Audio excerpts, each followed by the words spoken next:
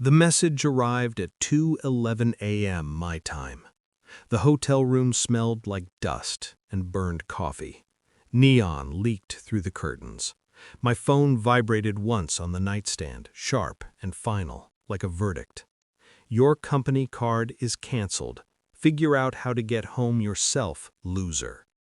No greeting, no explanation, just disposal. I stared at the screen longer than necessary, not because it hurt, but because it confirmed something I'd felt for months. The quiet shift in tone, the way my emails were suddenly skimmed, not read, the pauses before replies. This wasn't impulse, this was planned. I checked my banking app, frozen. Hotel authorization declined. Flight app, payment failed. Efficient, surgical. I sat on the edge of the bed and felt nothing. That scared me more than anger would have.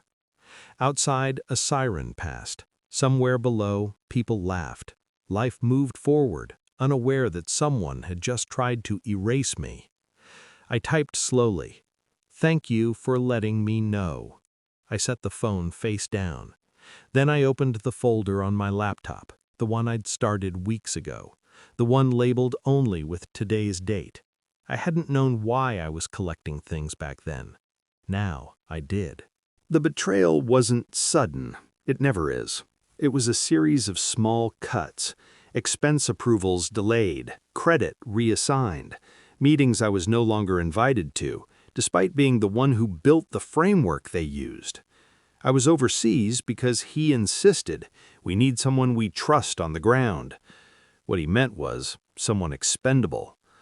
I remembered the offhand joke he made months earlier, smiling too wide. "Careful, you're becoming too valuable." At the time, I laughed. That night in the hotel, I replayed everything. The unauthorized changes in our internal systems, the access logs I still had because no one thought to remove them yet. And then the real betrayal surfaced. The project I'd built, every contingency, every algorithm had been quietly reassigned, not to another team, to him. My name scrubbed, my work repackaged, my presence inconvenient. Cancel the card, strand me, force a resignation by desperation. Clean, corporate, bloodless. I closed my eyes and accepted it. Acceptance is powerful. I didn't panic. I booked a one-way flight home using my personal savings. Economy, no meals, middle seat. On the plane, I worked. I accessed archived backups, time-stamped commits, Slack exports, email threads where he explicitly denied involvement, proof of intent. I forwarded nothing, downloaded everything. At customs, I smiled. At home, I slept 4 hours, then sent 3 emails, one to HR, one to legal, one to the board's shared compliance address.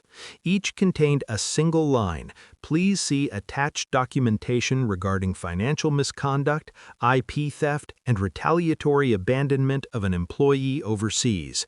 Attachments spoke for me. I didn't confront him, not yet. Silence makes people sloppy. The truth landed at 8:47 a.m. My phone lit up.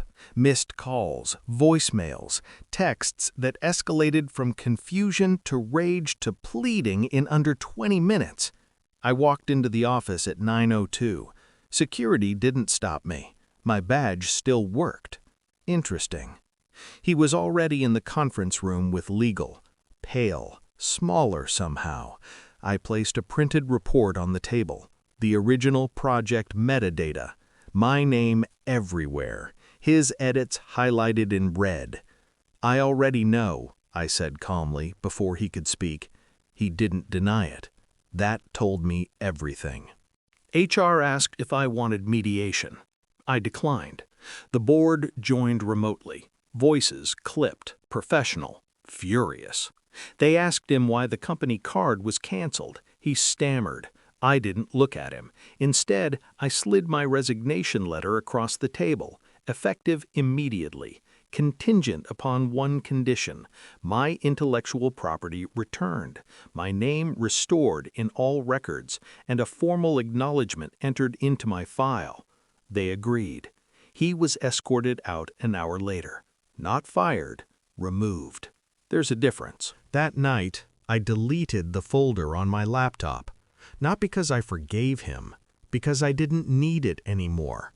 I wasn't angry. Anger implies attachment. What I felt was cleaner, distance.